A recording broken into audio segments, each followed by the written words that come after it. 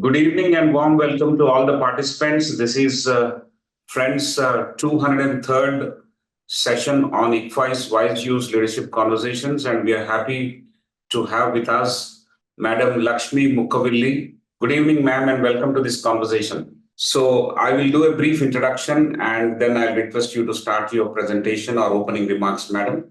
Allow me to share my screen. So as I said, these are WiseViews Leadership Conversations, and this is the 203rd time we are trying to learn from the leaders. And today we have with us Ms. Lakshmi Mukkavilli, and she's going to talk about women in tech and what it means going beyond the ceiling. So this introduction and then talk will be for about 20 minutes. And after that, we have 45 minutes of Q&A. We'll have a hard stop at 7:30 p.m. So ma'am is here available with us. Thank you, ma'am. It's my pleasure to introduce you. She's an exceptional and highly influential person from the business world, and her career spans over 30 years, which includes 19 years as managing director of Patra India BPO Services, where she has left an indelible mark. Patra India BPO Services is a subsidiary of the renowned insurance bank office outsourcing company, Patra Corporation, which is headquartered in California, owes much of its success to her visionary leadership. She played a pivotal role in establishing Patra India's offices and has been instrumental in bridging the gap between the company's operations in both India and the United States. Her expertise and strategic vision have served as a unifying force, fostering collaboration and synergy among teams located in Vizag, Raipur, Coimbatore, and Warangal. Before joining Patra, Ms. Lakshmi gained extensive experience during her 8-year tenure in California and a couple of years in Bangalore. She held esteemed positions at companies such as Softline Consulting Services and Cyberbills Incorporated, where she honed her skills and gained valuable insights into the business landscape.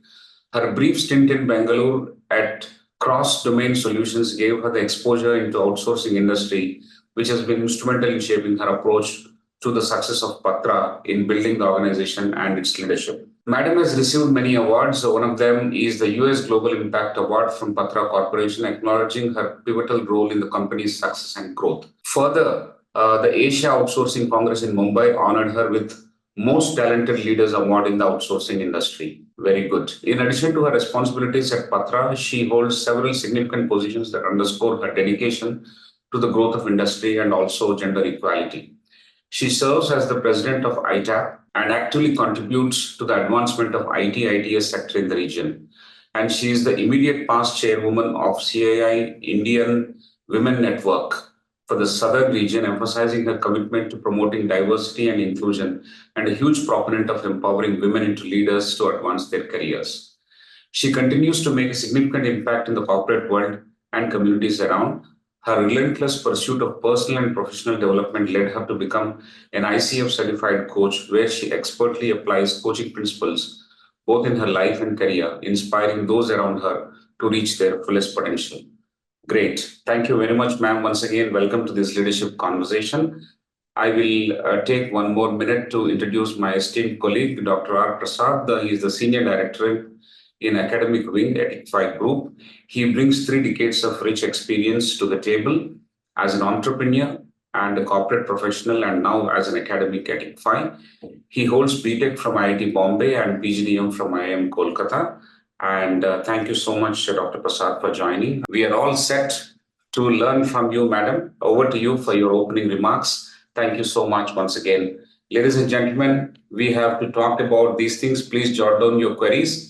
And once madam is done, probably during the Q&A sessions in 2 clusters, you and I can ask her questions and learn from her about her journey and how it is beyond the ceiling and how women in tech can actually thrive and prosper. Over to you, ma'am. Thank you once again. Thank you, Sudhakar Garu. Good evening, everyone.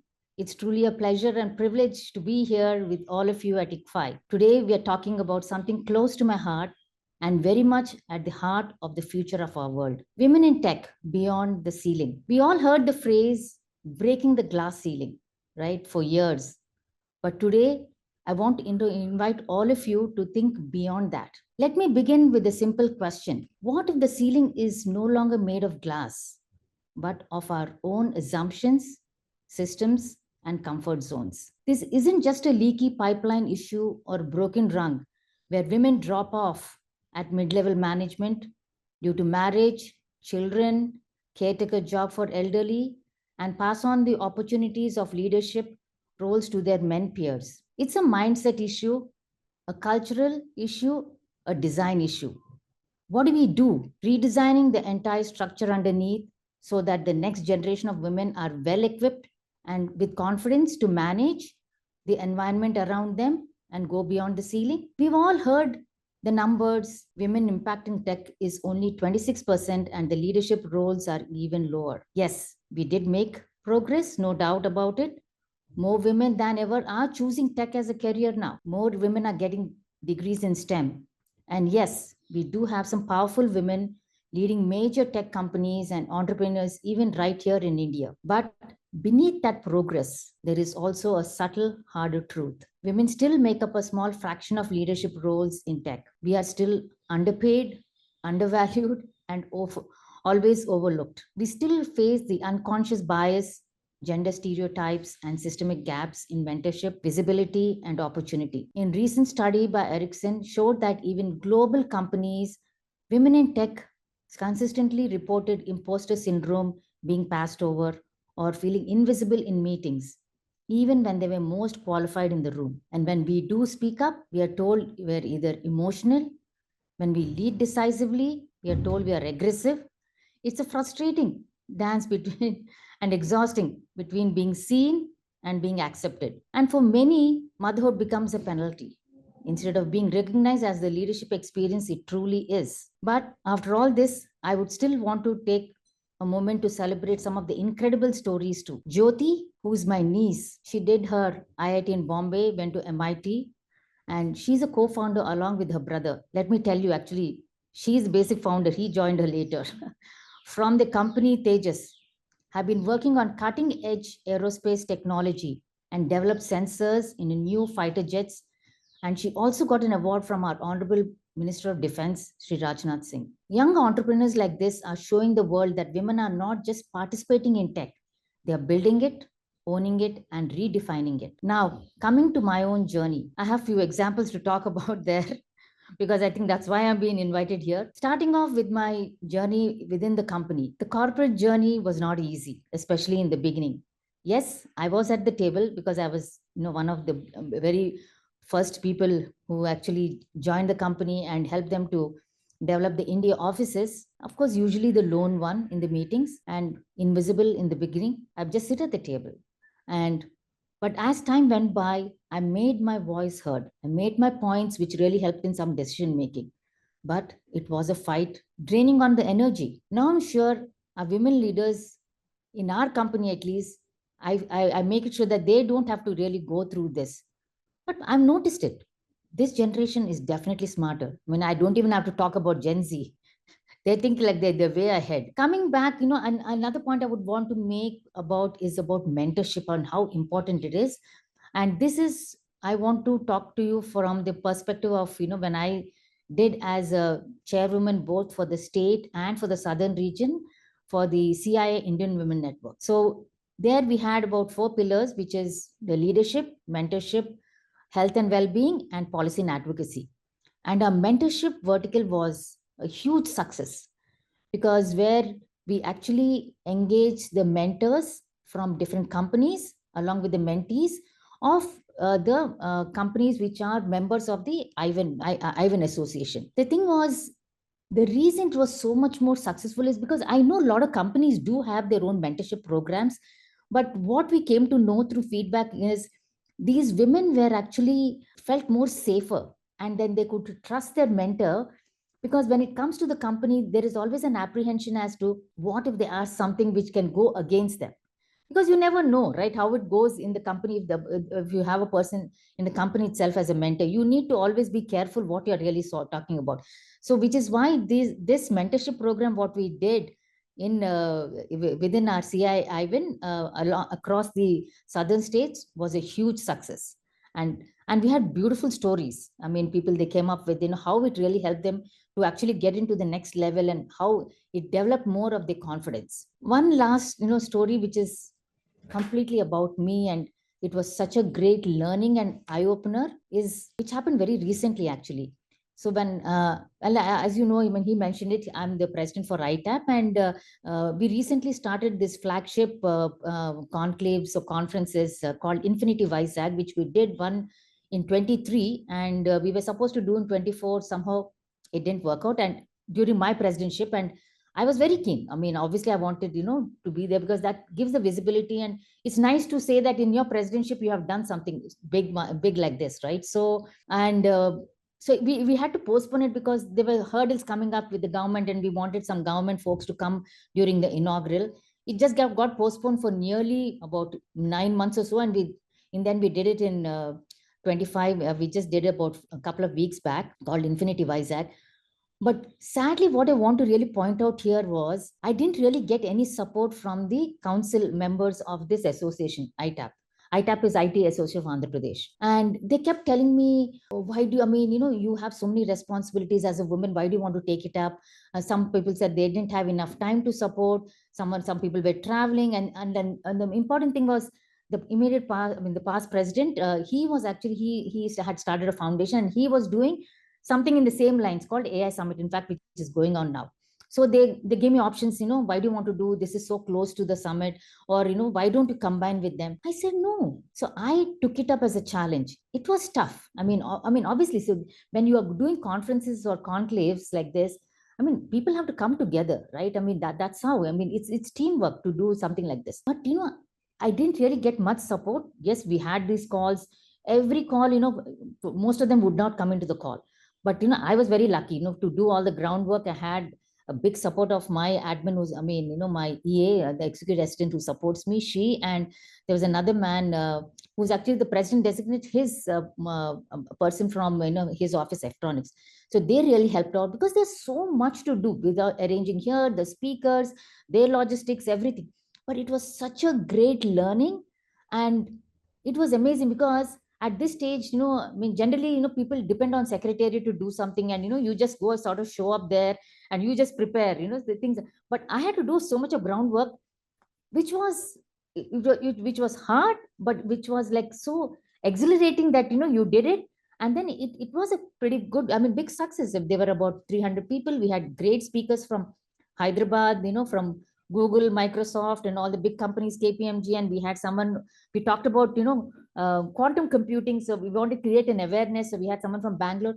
It went very well. And so what I just realized is, the success and the confidence, when you come up against challenges, it just creates such a ripple effect, for people around you, especially the women. I mean, they feel like, and yes, after that, there was a lot of people praised me, and they said, "Wow, God, that is fantastic. You really managed well." But, for all, that's what I'm saying, and this is what I really want to tell, I mean, the women out there, or, everyone actually, that when we take up, as a challenge, automatically, I think the strength comes through, and you want to prove that we can do it. And I think it is happening more and more in women now, that people, when they, I mean, they really want to showcase themselves and brand themselves that they are no less than the men peers around them. So now coming back to, going beyond the ceiling, so this, I just want to tell, how women can also actually take challenges and do it. So now, what does this mean? Do we treat women as exceptions who have gone beyond the ceiling, especially in the tech world? But does it mean that creating diversity policies, if they're not inclusive, and if you're sitting at the table and then you're not being heard, it means that not fixing the women, and that's not the solution here. It is fixing the system. So here, I don't think the women are the issues out here. It's the issues, whether it's the organizations or the workplace issues, or, I mean, just general environment issues around us. So what we need is the shift of the culture of tech. So it stops draining the women's energy and actually starts fueling their ambition. I mean, do you think women do not have the potential? Do you think they're not aspiring? They are. But it's just that, we need to give that conducive environment for them to really, cross that, whatever you call ceiling or whatever it is.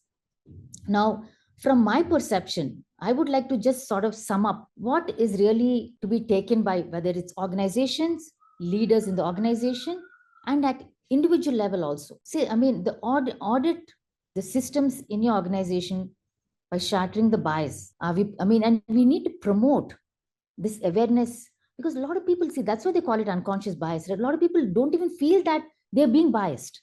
So that creating that awareness is extremely important.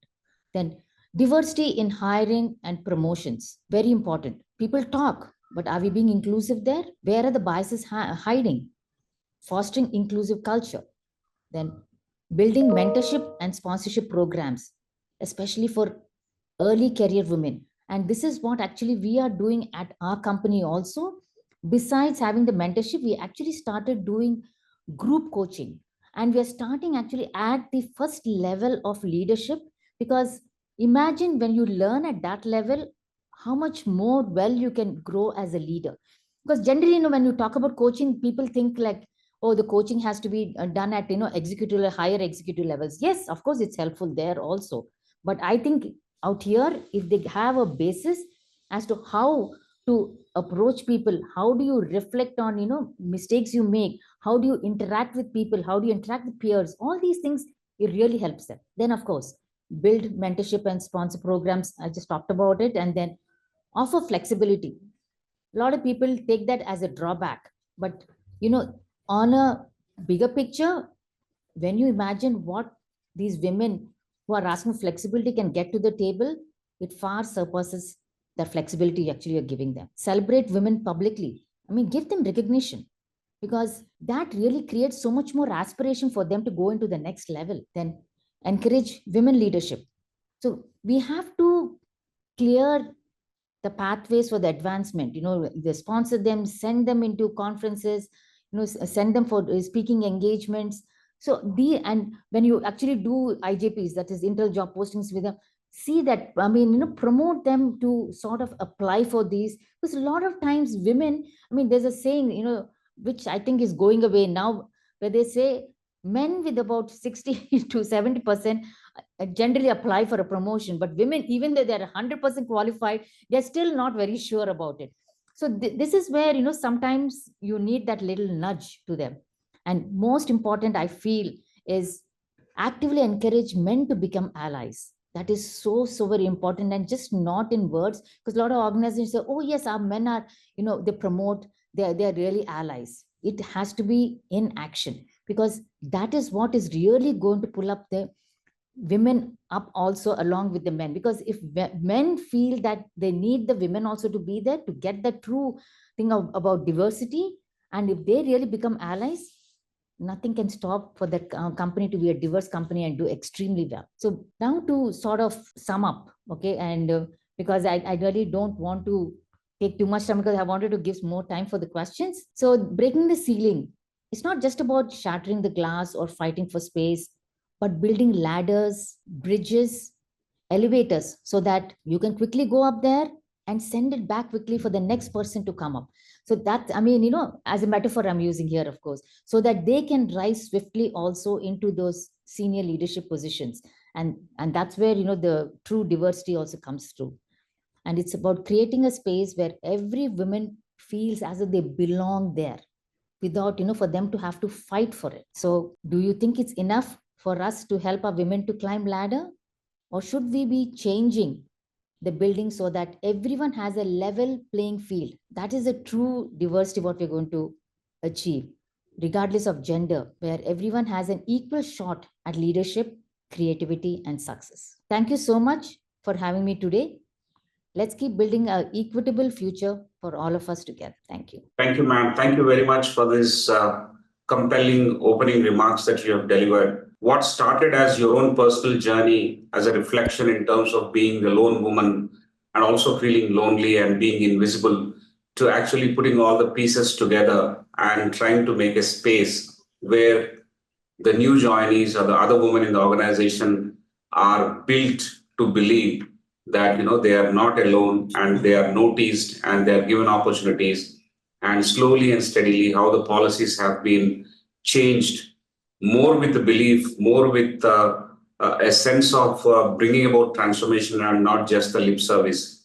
People say many things as part of policies, but actually when it comes to hearing out women, it doesn't translate into actual action. A lot of organizations have got ICCs, but then it goes without a patient hearing. And therefore, what is something that can be achieved by compulsion or by law can be bettered by an inclusive policy making. I think that's the most important pitch that you have made here.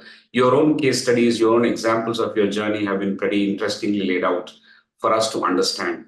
And very interestingly, towards the end, you said that allyship with men is something which is going to actually bring about a big change. That is something I think organizations should be tutored and trained to build. Given the fact that societal biases creep in, because all the employees come from our own society, and the society is the melting pot of a lot of biases, and therefore it creeps into the organization as well. So either we start correcting at the society level, or we start correcting at our organization level. What is easier? The easier one is to correct at our organization level in the short run. I think your landscape discussions at forums like CII have been beneficial to a large number of members of the CII.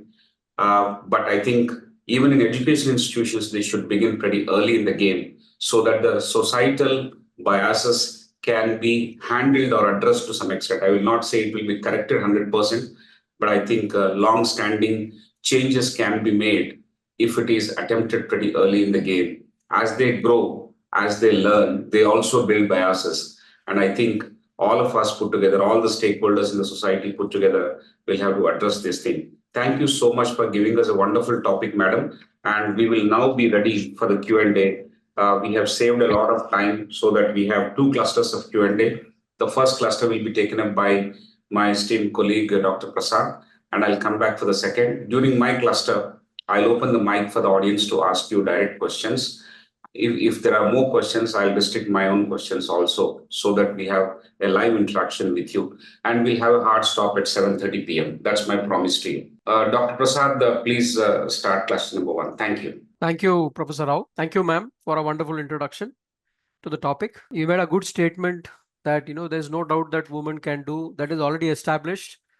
I think our generation, we have seen that, and our children's generation also, we are seeing it to a large extent. That's already there. Now the question comes about diversity. And I think, it's not just diversity, it's also about leadership there. So I'll start with a question on that. You have seen this industry closely, ma'am, and you have also taken association leadership positions. Now, what do you see as a role of women in tech from a strategy and diversity point of view? Distinct difference. I mean, see, 50% of the population is there and they are coming in. Now, there are different things they bring to the table from a very strategic perspective itself. Forget about capabilities. Also, there could be differences. No, can you throw some light on that? So coming to capabilities, women are definitely, they are very capable. It's just that they can't make their voice really heard. And the reason why we are looking at, that dip in the leadership, especially at the senior level, okay, is just that people always, I think the women, I told you, like they drop off, which is what we used to call them, like the leaky pipelines, especially during the middle management. So when people start dropping off right there itself, where do we have them going to the next level? Right. And of course, there are a few people who have a good support structure. I mean, whether it's their home or the society they're with, and those people obviously will go on. But that most of the people, it's still an issue for us. Maybe going forward, I mean, after another 5 to 10 years, we are not going to have this issue, because with Gen Z who are coming so strong into the who have just entered, I mean, in the last couple of years, a few years, they are very strong. They are very, I would say, selfish about them going up. But the millennials who are still, I mean, pushed down because of the society and, more of the maternal instinct of, whether it's children, other things. So they are ready to sort of sacrifice.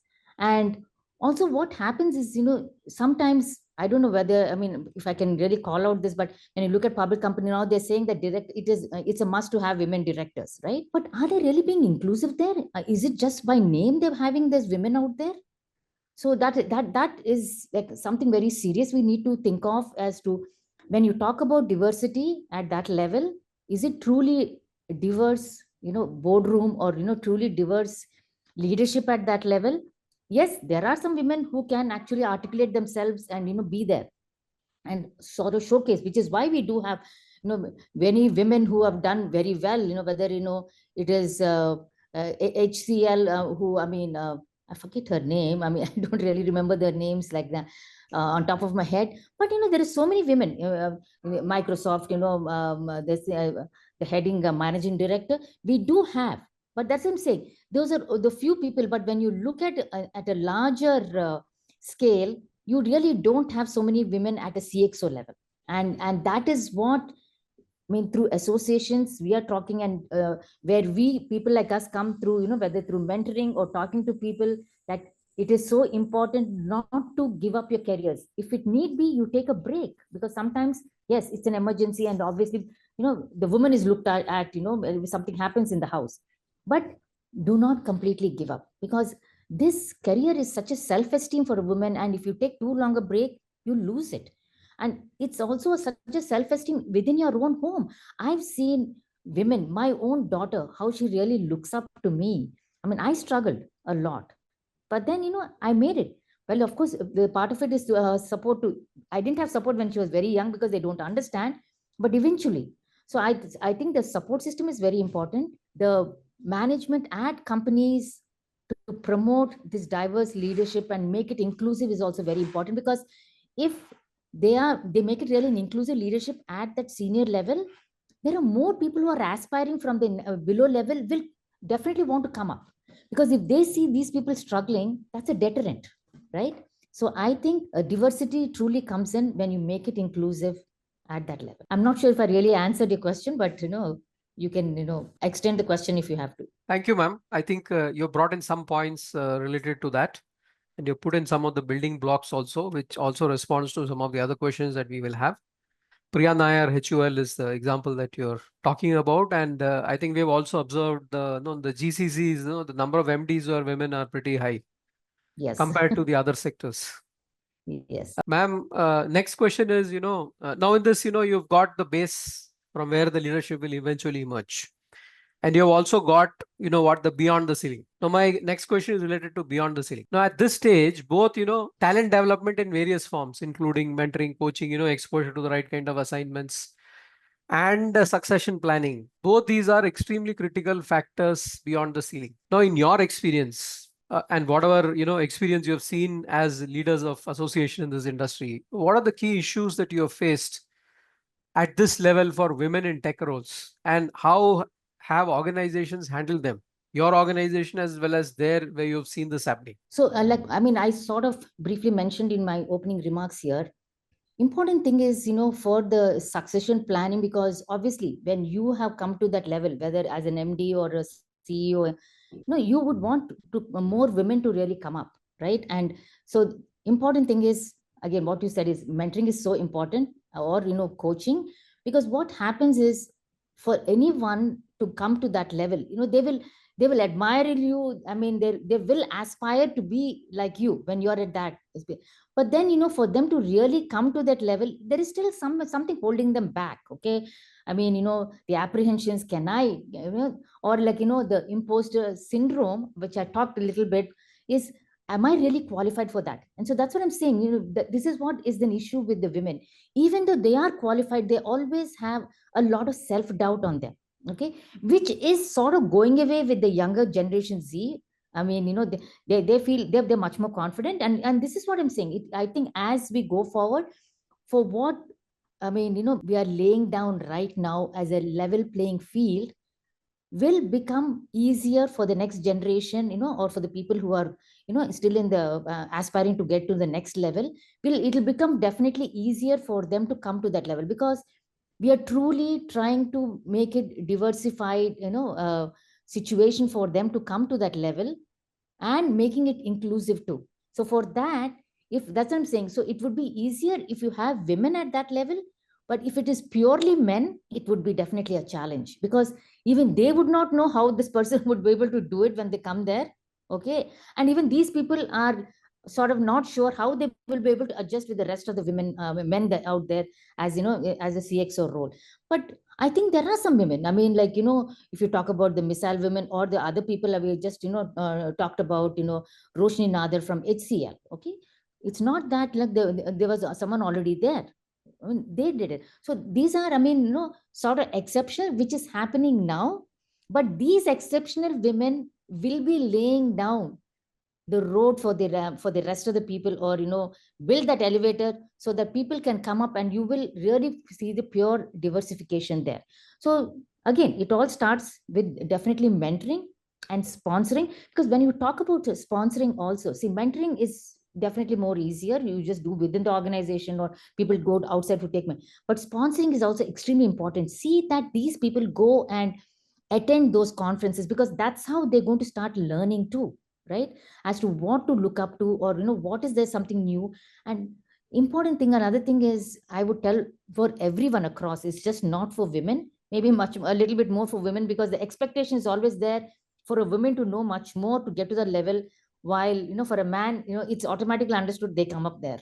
Okay, so that upskilling themselves or reskilling themselves in every way to be in that situation is extremely important for them. So I think important things to sum up is, the mentorship, the coaching, sponsoring those people to sort of, see what's the world around them to get to that level.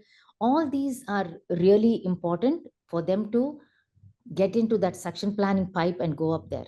Because otherwise, like what I said, it becomes a leaky pipe and people start just, dropping off. Fantastic, ma'am. I think, what you mentioned as a self-doubt also gets tackled with, the mentoring, coaching, and sponsorship, and the exposure that it brings along with that. And certainly, yes, that is a very big point. The self-doubt has always been, though all the capabilities are there, the women seem to have more questions at that point than men do. Thank you, ma'am. I'll take you to the next layer, which is, the layer which is below. And this is the age when, more responsibilities fall on women. So if you look at, this what some people call non-linear career paths that women take at that stage. Now, how would HR and organizations plan?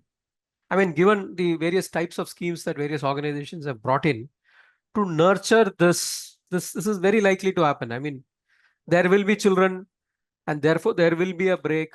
Now, how do you set it up? The kind of bandwidth or frequency spectrum that women bring to the table is distinct from the frequency spectrum that men bring to the table. So there is a strategic aspect involved there. Now, how do you at that stage, that's the bottom of the funnel, and that's a big base. At that stage, what kind of methods can planning bring in to ensure that they cross the stage and move towards the middle of the funnel and towards the top of the funnel? So one thing I just want to bring a major point here is, I think when it comes to this, pandemic had become a major boon for the women. Okay, I mean, yes, it created a lot of havoc. I mean, we lost a lot of lives, but because that created something called remote working, which was not, I mean, hardly there in India. Okay, yes, these were there in the Western countries. In fact, our own company, most of the employees in the US, they work from home and they only meet like, once a month. Some people actually maybe sales, and some people meet more frequently, but otherwise, they just meet, and it's all done remotely, because it works out like that there. But the concept of remote working was not even there in India till this pandemic hit us. So that what happened is, once that came through, women really started like rising, because they could stay back home, work from home, take care of their children, yes, there were other challenges where the expectation of a lot more fell on them, where they had to completely take care. There was no division of work at all, because here at least it was much better. When people came into company, I mean into the organization, at least they had the period where they could concentrate. So here they had to do all the things, but still that actually sort of help them to rise. And we in our own company, we had more women rising into senior positions during this period. Okay, and so they had time, because you save that time through commuting, and you can take care of so many things which you didn't have to postpone it till you come back from work. So, and yes, there was a lot of encouragement to upskill themselves and reskill. And women being more dedicated, or I would say more detail oriented, we actually spent a lot more time, and suddenly we saw a huge leap of women into middle management and the senior management. So that is the same. So coming to HR also, which is what I was talking about, you need to have really diverse uh, policies out here, which are mean really inclusive diverse, because a lot of the companies, they talk about diverse policies, but how much are they following is an issue.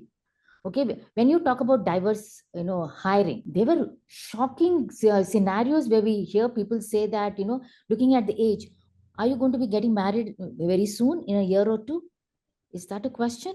I mean, if you were somewhere in the West, they would have been sued. Okay. Or, I guess I'm married, do you have children, or are you planning to have? I mean, so this is where the HR also needs to be trained.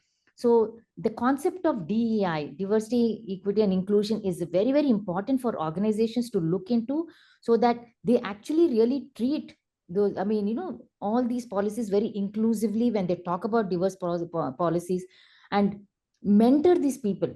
So that mentoring, so in our company, we do have a special women empowerment cell, where we have all these workshops and webinars just to promote these women as to how they can handle situations, learn on negotiation skills, not just in the office but at home also. If you want to thrive in an organization, you need to have the skills to uh, give you that support system at home also, so that you can thrive here and go up the ladder. So some of these things, I think it's very important to really train the HR also to sort of take these policies inclusively and promote the women. Because I've seen when the maternity act came out, there was a big uproar. Most of the HR people would say, my God, why would we want to hire women who are going to be soon getting pregnant? We're going to lose them for 6 months. But you think the women are happy to really go away? Women are also ambitious. They also don't want to give up this.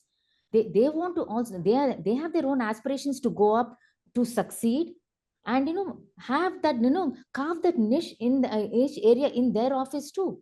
Everyone wants to do that. So there are a lot of women actually, right after the first few months of this thing, they're actually trying to reskill and try to pick up some stuff from office to do, because they'll be at home still, right? I mean, you can now, and that's what I'm saying, this pandemic became a boon actually, because that working from home was really worked out. So this is what I'm thinking, is that mentoring and coaching for these women not to fall off the rung, or slip through the leaky pipe, is extremely important. And I think the policies, the mindset of the leaders in a company makes a huge difference of having the diversity in the company in the true sense. Because if a leader expects to have a pure diversity at that level, it automatically goes through the whole company. So the leaders is very important, because that will obviously translate whether it's HR or any other department. Thank you, ma'am. I think first of all, you brought in the act of God, that is COVID, as something which broke the barrier. And then you followed it up with acts of humans which need to come in place. And you emphasize that policies need to change. I mean, much may not have changed, but you're saying that the emphasis needs to be on that. And you have pointed out that, as far as what is happening in your organization is concerned, what can happen very straightforward in other organizations about building the mindset of women through workshops, webinars, issues which, kind of create that kind of self-doubt in them, and, ways in which they can bypass that. I think that's what I took from your question, ma'am. We are at 7:12. I'll hand it back to Professor Rao for more questions. Thank you, Prof.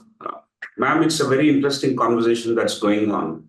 What I gather till now is that the diversity and inclusive paradigm and trying to be very women-oriented, equality-based, bringing in equity, these are not just for the sake of feel good. These are actually requirements of business. It makes business sense to be diverse and to be inclusive. Okay. It is not to make someone feel good, or it is not to feel good that you are actually doing some kind of charity. It is good for your business. The reality in the society is diversity, and therefore it has to reflect within your organization also a diversity, so that by including all the people, we draw rich dividends from diverse population of workforce that we are going to have. Now, the elephant in the room is the leader. Actually, I'm cutting down all the jargon and I'm putting it as the biggest problem is leader.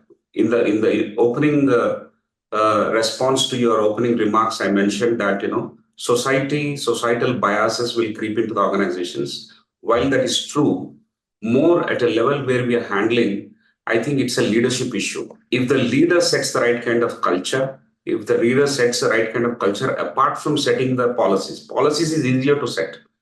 But right kind of culture is to drive those policies and implement if only you feel that it makes business sense and it's an imperative for your business to run well. So therefore, my question is, Madam, how do we bring in this empathy coupled with accountability? What kind of structural changes we need to do within the organizations so that empathy runs along with accountability so that the discussion at leadership level is addressed appropriately? So I think all of us have heard this, culture. I forgot that it's a beautiful culture eats breakfast. Culture eats strategy for breakfast. Strategy. Yeah. So it's absolutely important. It is all set by the leaders on the top. Because if the leaders are not truly diverse or truly empathetic, to have that inclusive culture and have that women to come up to the leadership positions and make the organization truly diverse, how many ever policies you have, it's not going to make any difference. And so that even for you to have the structural changes, it all depends on the culture of the organization. So that's something you can have the strategic policies, all very good to look on the paper. But what is really trickling in within the organization is what we need to see, which is why now there are having like DEI audits. I mean, they're saying they're having DEI. Are they really truly following it? And and also, yes, they might promote the women, but are their voices heard at the table, or are they just sitting there? I mean, is there something, as I mentioned, in where they're saying in the public company, it is mandatory to have a one women director. What do you mean one woman or two or something like that? And what happens? Someone's wife just sits there and nothing happens there. So important thing is, unless the leaders really feel that accountability to have a diverse culture in the organization, nothing much is going to really happen. We just have to wait till that person the next person comes, and hopefully that, there is a change within the company culture. It's really very important. So that's what I'm really happy to tell that a lot of people, when they used to come in the earlier times, when they came to know that the women, there's a women managing director, a lot of these people used to come for the interview. They say, my parents are very happy, and they said it's okay, like you can work even if it's night shift, because ultimately she's responsible, right? We know you're going to be safe. Okay, so that that doesn't mean that if a woman is there as at a high level, whether a CEO, manager, or even at a CXO level, that still the policies are happening and the culture is coming through. You can't really say that. Okay, because you've heard also so many companies, even having women, it doesn't really mean that they're following the true sense of diversity out there. But yes, the chances are much more. But I think also right now, the men also, the allyship of the men towards the women also is coming up more. That itself shows the cultural change, because again, a lot I can always compare with my organization, because that's what I see right away, right? Because I've seen the way these women and men interact, so much more, the closeness and the way they discuss.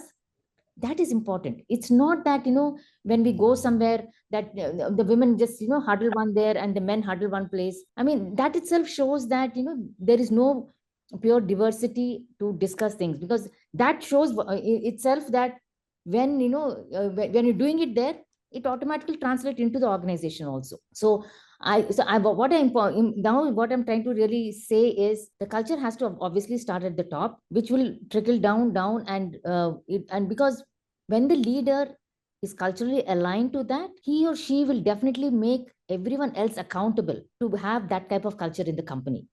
Okay, otherwise, if the leader or at the CXO level itself, they don't feel that it is important, and they don't they are not accountable. How can you even expect someone below there? And even in whether you talk about HR, the policies are there, but they're not going to really follow it. Great. So So what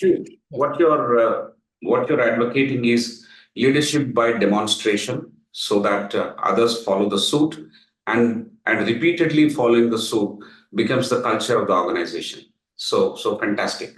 Thank you, ma'am. Before members in the audience raise their hand for their questions, I'll ask one small question and then I'll ask them to raise their hand. This question is about your organization, Patra, being established in Vizag. You have done this much before the Tier 2 startup movement has picked up in this country, Tier 2 cities.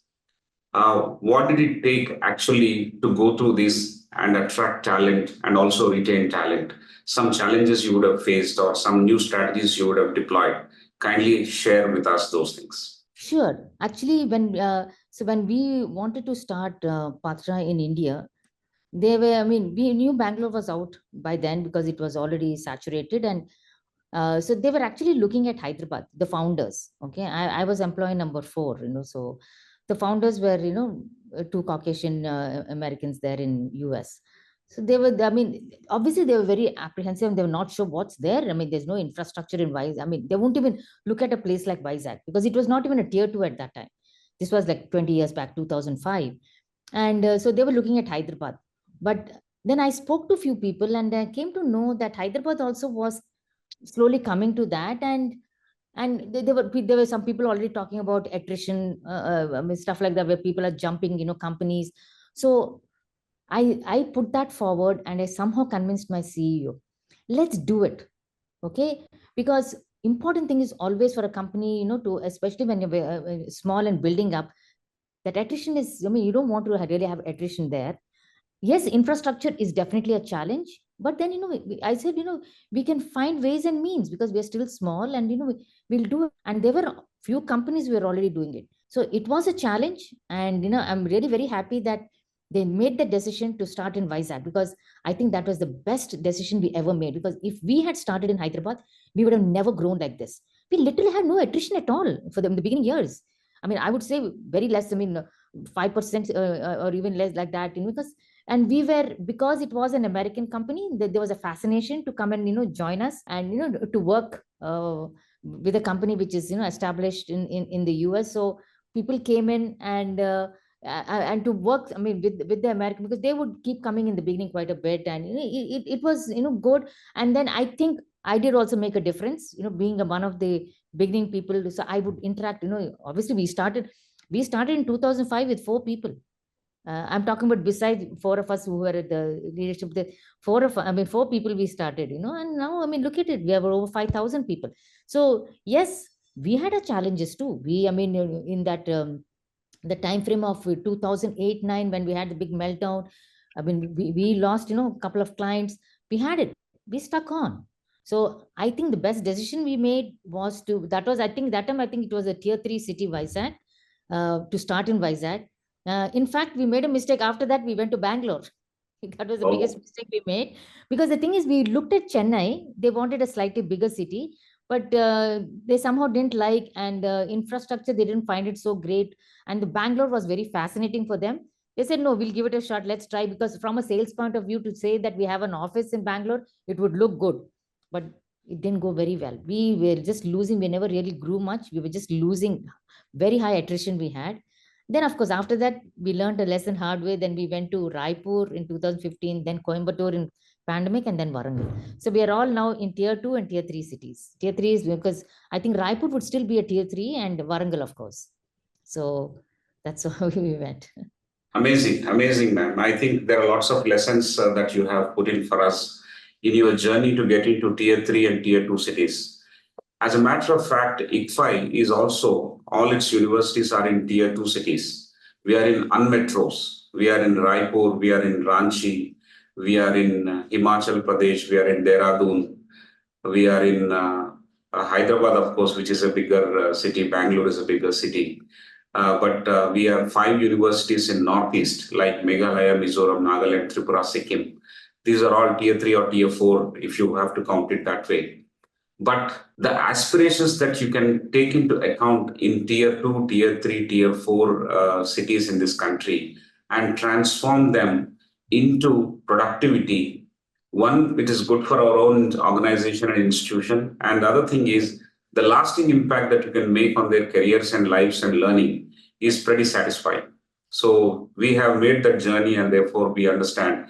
And that's the reason I asked you that question. Although there are initial challenges in terms of logistics to set it up, but as you said, they stay more loyal to the organization. The attrition rate has been pretty low, or zero probably in your case, as opposed to a metro location like Bangalore. And we attract very ordinary people, but they invest their 100% into the work, into the learning. Their attendance in classes is pretty high for us. I'm blending both now when I'm responding to you. So we have seen the beauty of unmetro in this country. A large part of our country resides in some of these towns and associated villages, as large as 60-65%. So, but I think these models, like the one you have as a pioneer built, is very, very good. And therefore, we are extremely proud of that lessons and knowledge that you have shared with us today. So one more question I'll ask. This is the question which we received from the audience, and that is, are tech companies conducting regular audits on gender pay equity? And how transparent are they in reporting the outcomes? What's your take on this? I don't think so. See, especially maybe the large companies, because they would have the again, like what we talked about, how much they're really following, we don't know, but at least they would have a DEI a department or a DEI cell to follow this, having the equity in pay, and not just by the gender wise. But when you come to small and medium size, I don't think so. And plus, this is not like a policy laid out, or a mandatory thing coming from the government, which is actually it's a good thing to have to promote more diversity. But I don't think there's any. So which is why I've said, when we talked about when I just talked about DEI, there are companies who are following this DEI audit, which where this what you asked about, the pay equity, whether it is happening. So people like that will definitely get more visibility, and they would be purely diverse, and this is where they would get awards, and more people would want to join. That will decrease their attrition. I mean, all the good things will happen. Okay, but then everyone, whether it is small or whether it's medium, they can't really afford to do, because sometimes I understand at the leadership level where they're very apprehensive to take people in the tech roles, which is very purely tech, and how will these people really fare, or if it is something which they really need to travel, will they be able to do? But the thing is, even before trying out, they have these barriers. Okay, so that is where if the leaders give a chance. So many times it's so easy to people to say that oh, it's okay, you have to fail to learn. But how many people are giving the chance? They're not even giving the chance. So they're creating these mental barriers. So sometimes I wonder, they're talking about the glass ceiling broken by the women. I think the men also need to break those barriers for us to really achieve the true diversity. So I don't think it is happening, but if something can be really taken at a, mandatory policy level, that would be really great, and that would be a huge achievement for women, where they actually would thrive even more. Because what happens sometimes also, when you're not being appreciated for what you're trying to do, when you're getting paid much lower, when you're not, really being valued, and you don't feel actually really belonging to after some time, the women sort of lose it. Why should I have been working so much? So that's what I'm saying. So we should not be losing that. So I know that's not happening, but if something can be really done for this to happen across, I think then, we will really achieve the trueness in that diversity and inclusive. Great, man. Great. I want to thank you on behalf of everyone who have joined today for this conversation, on the fact that you handled several questions actually in a short span of time. Questions that are strategic, questions that are deep, questions that are superficial, and questions that are tech spec, and also gender spec. So We are very happy that this conversation went out appropriately, and large number of people have keyed in their questions, from which we have landscaped a discussion. I want to thank all of them as well for being so participative. And I also want to thank you for sparing this time for us. Although you have a pressing need to go at 7:30, which is just 1 minute away, I'm very conscious of your valuable time, ma'am. But just for a quick recap, times have changed and it has moved from being lonely and being invisible, nurturing self-doubt and a part of imposter syndrome, to I think people are moving into not giving up on upskilling, not giving up on working, thereby building their self-esteem. And of course, favorable policies within organizations, empathetic leaders with accountability have also come up. Certain policies from government definitely are compelling organizations to take the right step forward. But as you said, the crux lies in the culture, and culture is driven by the individuals, and those individuals are leaders. They stand out if they lay out an appropriate culture that breeds men and women together, and therefore that equity will actually be upheld. So we are also equally happy to note that some of the pioneering work and initiatives that you have done in developing your organizations in tier 2 cities is a guideline for a large number of people. The lessons that we have learned, they're also pretty applicable to similar businesses and other businesses to start in tier 2 cities. And there is a lot of learning. It is not just a learning on the cost, but it is more in terms of retention, more in terms of retaining the talent. If your value proposition is good and if the location has got a cultural conduciveness, then it works like a cost arbitrage for you and also people arbitrage for you. Amazing inputs that you have given, madam. I would like to thank you for spending this time this evening with us. We would love to share a summary with you and seek your approval before we upload it on our website. So thank you so much on behalf of all of us. So ladies and gentlemen, next week we'll have another leader at 6:30 p.m. on August 1st.